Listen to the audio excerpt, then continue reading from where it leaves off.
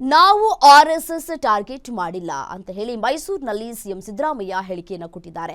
ಎಲ್ಲಾ ಸಂಘಟನೆಗಳಿಗೂ ಅನ್ವಯ ಆಗುವಂತೆ ಆದೇಶವನ್ನ ಮಾಡಿದ್ದೇವೆ ವಿನಃ ನಾವು ಯಾವ ಸಂಘಟನೆಯನ್ನು ಇಲ್ಲಿ ಟಾರ್ಗೆಟ್ ಮಾಡಿಲ್ಲ ಅಂತ ಹೇಳ್ತಾ ಇದ್ದಾರೆ.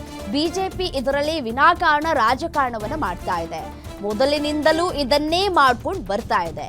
ರಾಜ್ಯದಲ್ಲಿ ಬಿಜೆಪಿ ಶಾಂತಿ ಭಂಗ ಮಾಡುವಂತಹ ಪ್ರಯತ್ನಗಳು ಮಾಡ್ತಾ ಇದೆ. ಅದು ಸಾಧ್ಯವಿಲ್ಲ ಅಂತ ಹೇಳಿ ಮೈಸೂರಿನಲ್ಲಿ ಸಿಎಂ ಸಿದ್ದರಾಮಯ್ಯ ಪ್ರತಿಕ್ರಿಯೆಯನ್ನು ಕೊಟ್ಟಿದ್ದಾರೆ.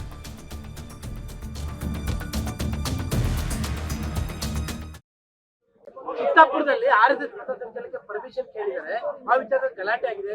ಎಲ್ಲರೂ ಬ್ಯಾನರ್ಗಳೆಲ್ಲ ನಂಗೆ ಗೊತ್ತಿಲ್ಲ, ಕೇಳ್ಕೊಂಡು ಮಾತಾಡ್ತೀನಿ. ಇನ್ನು ಕರ್ನಾಟಕದಲ್ಲಿ ಪಥಸಂಚಲನ ವಿಚಾರದಲ್ಲಿ ರಾಜಕಾರಣ ಶುರುವಾಗ್ತಾ ಇದೆ.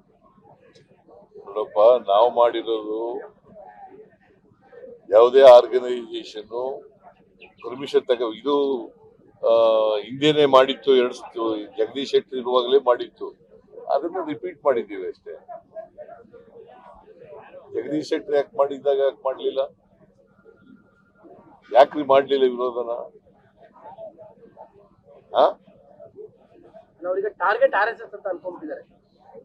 ಟಾರ್ಗೆಟ್ RSS ಅಲ್ವೇ ಅಲ್ಲ, ಎನಿ ಆರ್ಗನೈಸೇಷನ್. ಬಿಜೆಪಿ ಯಾವಾಗಲೂ ರಾಜಕಾರಣನೇ ಮಾಡೋದು. ಇನ್ನೇನು ಬಿಟ್ಟು ಬೇರೇನ್ ಮಾಡಕ್ ಬರ್ತದೆ? ಜನರು ಬಡವ್ರ ಕೆಲಸ ಮಾಡಲ್ಲ, ಅವರು ರಾಜಕಾರಣ ಮಾಡೋದು ಅಷ್ಟೇ. ಅಲ್ಲ, ರಾಜ್ಯಕ್ಕೆ ಕರ್ನಾಟಕದ ಶಾಂತಿಗೆ ಭಗ್ನ ಆಗೋ ಸಾಧ್ಯತೆಗಳು, ಯಾಕಂದ್ರೆ ಇಲ್ಲಿ ಜೋರ್ ಗಲಾಟೆಗಳಾಗ್ತದೆ.